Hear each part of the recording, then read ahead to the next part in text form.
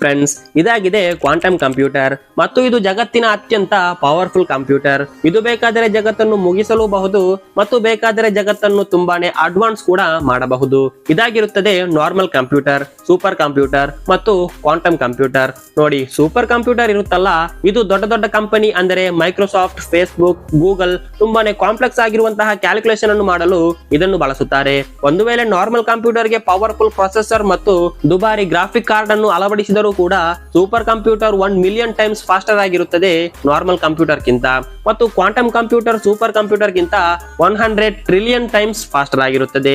ಮತ್ತು ಇದನ್ನು nuclear weapon ಮಾಡುವಾಗ ಎಐ ನ ಉಪಯೋಗ ಇರುತ್ತದಲ್ವಾ, ಅದನ್ನು ಇದರಲ್ಲಿ ಮಾಡಲಾಗುತ್ತದೆ. ಮತ್ತು ಇತ್ತೀಚೆಗೆ ಎಐ ನ ರೇಸ್ ನೋಡ್ತಾ ಇದ್ದೀರಲ್ಲ, ಅದನ್ನು ಮಾಡಲು ಕೂಡ ಮತ್ತು ಡಿಫಿಕಲ್ಟ್ ಕ್ಯಾಲ್ಕುಲೇಷನ್ ಮಾಡೋಕ್ಕೋಸ್ಕರ ಈ ಕ್ವಾಂಟಮ್ ಕಂಪ್ಯೂಟರ್ ಅನ್ನು ಉಪಯೋಗಿಸಲಾಗುತ್ತದೆ. ಮತ್ತು ಇವಾಗಿನ ಟೈಮ್ ಅಲ್ಲಿ ವಾಟ್ಸ್ಆಪ್ ಚಾಟ್ ಮತ್ತು ಪ್ರೈವೇಟ್ ಅಕೌಂಟ್ ಅಥವಾ ಬ್ಯಾಂಕ್ ಅಕೌಂಟ್ ಆದರೂ ಕೂಡ ಇದು ತುಂಬಾನೇ ಪವರ್ಫುಲ್ ಮೆಥಡ್ ನಿಂದ ಎನ್ಕ್ರಿಪ್ಟೆಡ್ ಆಗಿರುತ್ತದೆ.